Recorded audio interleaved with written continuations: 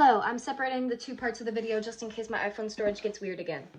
So basically, this production was controversial. Immediately upon getting out of the seat of my thing, I realized everybody did not like it. And we're going to talk about why. So starting off with the original production of Salome back in 1905. From what I can tell, it would have been dressed in like biblical time outfits just because like the name Salome, Herod, etc., etc., biblical times. That immediately would have added a level of like, ooh, exoticism to the audience. Another thing that would have been a key to the audience that it was crazy would have been the story. People read the Bible a lot. They would have known. The third most important thing, based on a play by Oscar Wilde. People would have put all those things together and gone, oh, this is gonna be wild. Now, this one, wild, because it opens, the curtains open and you see dystopian gray washed walls. You see this little corner and it's staircase and this weird glass thing, and the soldiers, they aren't wearing like togas, they aren't wearing little Roman helmets or whatever, they are wearing like black shiny space age armor, gonna go kill aliens with my huge gun type armor. And there's these people in yellow hazmat suits just walking up and down, and they're bringing down a dead body. They're bringing down a dead body, and the dead body's wearing like this. If you've ever seen The Sixth Sense, it's like the little white bandeau outfit, but it's red, and they just toss that body into a pit to the side. It's crazy. And then you look up the stairs and you see just this woman with long black hair looking out the window.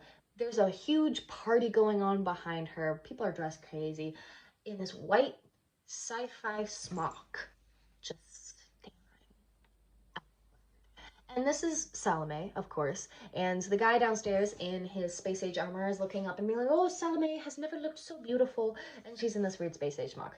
And everybody else behind her is in like club wear, like post-Madonna, kind of royal in a Marie Antoinette meets Berlin drug club scene, etc., etc. Like, everybody's dressed crazy. And if you've ever seen Natasha Pierre and the Great Comet of 1812, think about those debauchery partiers, think about the lace, the mesh, the glitter, the sequins, etc., etc. Paste it onto that. Think about those little Kingster police caps that have the rhinestones on them. Think of those. They don't, nobody's wearing those, but that's kind of the vibe. And so we see that going on, and we see the bodies getting taken down, and okay, so Salome, she walks outside and she takes a smoke. She's not coming out to get a breath of fresh air. She's coming out to take a smoke, and she hears John the Baptist. And we're just gonna cut to when she sees the John the Baptist, and he's wearing like a smock like hers. He's wearing a smock like hers, but his is gray and it's got holes in it and it's got blood on it. And we just kind of accept like, oh, it's got holes and blood and things on it. And he gets shocked by a little rod by one of the guards, and she's like, no, don't do that. But he's just bedraggled, and he has this mousy brown hair and these dark black, like eye cold makeup eyes. And as we remember, Salome sees him and goes, oh my god, your skin is so white, your lips are so red, your hair is so black. None of these things are true. But all of these things are true about Salome. She's wearing a bright white smock, she's wearing white tights, and like her skin pale. Her hair, it is so dark and black that it's almost green. And her lips, I think she was wearing red lipstick. And so all of the things that make people entranced with Salome, that make people look at her and stare at her to their death. Remember, a guy dies because he kills himself because he loves Salome so much that when she loves another man, he just can't deal with it. So these are all the features that make people fall in love with Salome, and she's seeing them falsely in John the Baptist, and she is going crazy. Now, then, whatever. Grayed out thing, blood, whatever. The king comes down. The king and queen come down. Now, those colors that we just mentioned, black, white, red, they're wearing all of them. They have bright white wigs. Like, they're platinum blonde, but you can describe them as white fairly accurately. And, like, black outfits. One of them got, like, the king has red racing stripe down his leg, whatever, and they're both wearing, like, these big red cloaks. And they're so camp. They're so camp.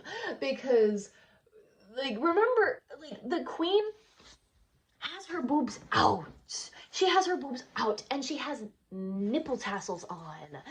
And like her robe and her hair is separated into these two bun type things. She honestly looks like Dracula from Bram Stoker's Dracula, costumed by Iko Ishioka, whom I love.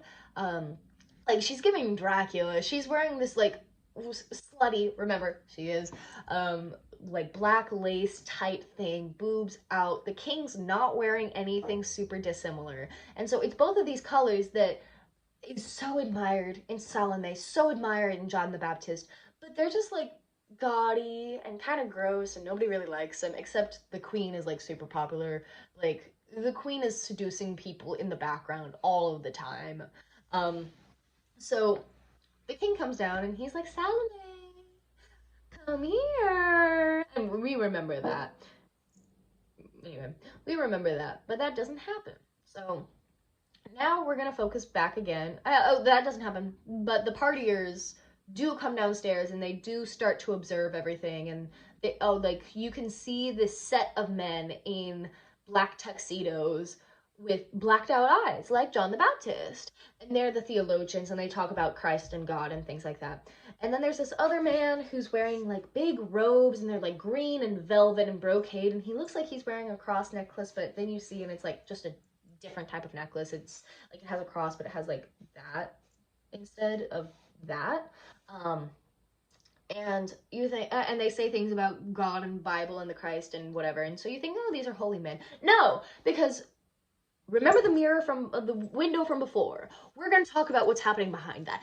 Weird murder, sex orgy. Weird murder, sex orgy. All of the like the women, the bodies coming down were women running around in red bandeaus, red thongs with little bows above the ass cracks. Like they were emerging from this happened a few times, but like they would emerge from a hole in the wall, be brought out on a chair, and then shoved up the stairs in order to die as sacrifices in the weird royal sex orgy. And they like it's horrifying, but it's just happening in the background. I've only just now mentioned it. And like these men discussing the Bible and discussing how well, it wasn't the Bible at the time, it was just stories, but like discussing how John the Baptist is a prophet or versus Elias or whatever, like it doesn't matter because they were involved in this crazy debauchery, murderous, whatever hell is going on upstairs. And so all of their valid opinions invalid, no matter how holy they look. Then next important thing that happens costume wise would be the thing that makes everybody see this production of Salome and go, oh my god, I want the last 2 hours of my life back. That was horrible. That was crazy. I hate this. Is the dance. So the king is going, drink with me, eat fruit with me, dance for me. And Salome gives in and she's like, okay, I'll dance for you as long as I get what I want. And this is where this production differs from others in that Salome never gets naked. Salome keeps her white smock on. She does not strip down. She doesn't even strip down to a bodysuit. She stays clothed. And she doesn't even dance. Instead, she stands up on top of the lowered down version of John the Baptist's prison. She stands on it. She grips onto the strings that lift it up, and the king tears off her smock, takes off her shoes, takes off her socks, takes off her leggings, her underwear, and he gropes her, and he touches her, and he puts his mouth on her body in that way, and like it's violating, it's horrible, it's going against her will. Remember what I talked about before. And like, it feels horrible and violating to watch. But remember, in the original production, she would have been like, okay, I'll dance for you. And then herself removed all the layers of the clothing that the king is removing. Like, she would have removed all of those, done a little dance, been like, ha ha ha, look at me. And we in the audience would have seen that and gone, haha, naked lady, cool.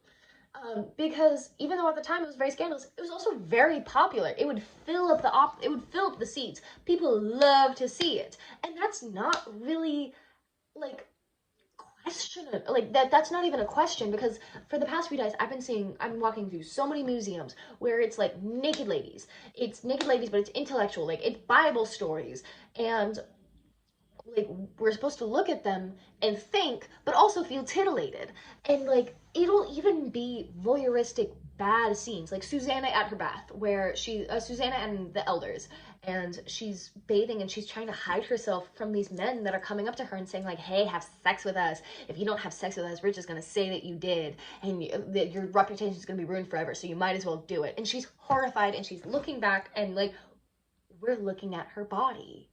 And this happens with other stories from the Bible and other mythological tales. Like, these women are going through horrible things, and we're looking at her body. But in this one, she's going through the horrible thing, but we don't get to see her body. iPhone storage things. I was right. Anyway, we don't get to see her body.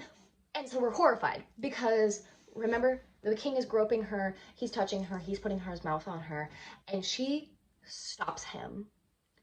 She puts him down on top of John the Baptist's grave, and she has sex with him.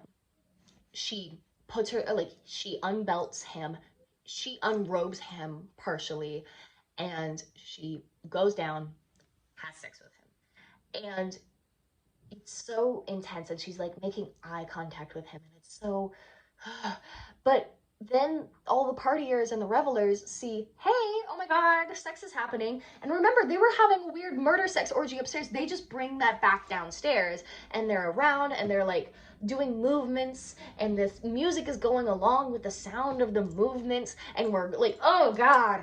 But remember, the music is the same. The music is the same. The music would have been playing that same way with her sexy little dance, but we wouldn't have been like, oh god, that's the rhythm of whatever they're doing. We would have just been like, oh, sexy dance referencing sex. Normal. And then, after all of the swirl of everything going on, she emerges, and she's covered in blood. She's covered in blood, and she looks more like John the Baptist than ever before. And it's gross, it's horrifying. We feel like, oh my god, we just witnessed violence. But we don't feel titillated. We look at it and we go, and that's what's supposed to happen, because then she rises up and she goes, you said you would give me anything. I've done everything. I've done more than I'd ever be willing to do. Give me what I want. And he's like, yes, of course I will give you what you want. What do you want? And like he's just had sex. He's keeping it totally light. The mother, like, we'll get to that. I want on a silver platter. And he goes, yes, on a silver platter. How funny you are. Like queen. And she goes, I want on a silver platter. I want the head of John the Baptist. And he's like, no, you heard all the dudes. He's a holy man. I can't do it. I'll give you jewels. I'll give you jewelry. I have so much jewelry. I'll give you everything. But like, she has stripped, her body doesn't even matter to her. She's just in a bloody smock. Why would jewelry matter to her at this point when all she has in her head is kissing John the Baptist? And remember, she wasn't even describing him well enough earlier. She's out of her mind. She's gone crazy. And everybody's just acting like this is normal. But then the queen comes down and she's like, yeah, no, Salome's actually doing pretty good things, because like John the Baptist, I hate him anyway. And like it continues. Eventually, like, she gets what she wants, and John the Baptist's head is getting sawed off, and everybody goes away because they were all really disgusted with that, and everybody gets killed. the person that was John the Baptist's friend shoots everybody. And the king comes back out afterwards and goes, Salome, this is your fault. I knew something bad would happen. Kill her. And at this point, John the Baptist's head has been handed to Salome, not on a silver platter, but in a plastic bag. Like, they don't care about Salome. They loved her so much, they looked at her so much, but they don't care about her weird, crazy, wanting, whatever. They don't care that she's gone mad. And they gave it to her in a plastic bag, and she's so, like, falling on the floor. Finally, I have the head of John the Baptist. You know, I can kiss his lips. I can kiss his red, red lips, his white, white skin, his dark, dark hair. And she is on the ground, twitching. She looks dead. She looks dead. For a little bit, I had problems trying to figure out if it was like the dead body of John the Baptist still moving around or if it was her. Because her in her red, bloody look, which looks now just like John the Baptist's smock, that we didn't have really any reaction to before. We just saw John the Baptist being bloody and we go, yeah. But we saw her being bloody and we go crazy, just like her. But she's singing about the fact that she finally has John the Baptist. And John the Baptist is like slumped over in his prison cell. And she goes into his prison cell, or at least the spirit of her in her brain goes into the prison cell. And she holds him. And they stand next to each other and they look just the same, except she looks more luminous and white and dark and black and red. Because her blood red is also just much fresher. And she holds on to him and she kisses him. And she gets what she wants, and they float up into heaven. And, like, I think the violence was justified. I think that if instead of her standing, staggering, blood going down her front, she was obviously, like, more things happened to her than she agreed to, very obviously. I think we would have just had fun instead of thinking about it, because like the girls running up and down the stairs, or running up the stairs and then getting down the stairs in a body bag, that was a thing that was happening in the background. We didn't think about that. It was just like, yeah, they died. And at curtain call, all of those girls with their long dark straight hair, remember Salome, long dark straight hair, had a weird incest thing, they are in white robes and they look just like Salome at the beginning. And it made me think about how much you need to care about a character or a woman in order to care that something horrible has happened to her. And we're so disgusted with what happened with Salome, but the girls were just happening in the background. We're so disgusted with what happened to Salome, but John the Baptist just shows up bloodied. Like, the violence was kind of what made us acknowledge the horror. Because if she had just done a little striptease, taken off her own clothing, showcased her own body, been her own sexiness, and then stood around afterward in a probably, like, they probably would have wrapped her up right after in a little scarf and a little blanket and gone, give me the head of John the Baptist on a silver platter. It would have been like, ha ha ha, what a crazy girl. But no, she's demanding it. She's like, give me the head of John the Baptist. And it's crazy. It's crazy. And like, I am not personally unfamiliar with violence of that sort. And I think I feel vindicated.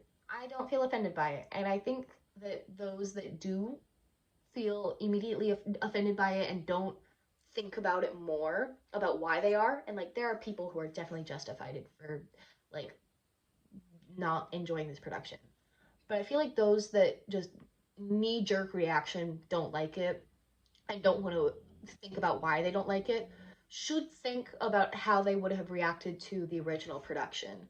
Would they have been like, oh, ugh, what trash, I can't believe this, or would they have been excited by Salome's dance? Because today we are completely desensitized to naked women.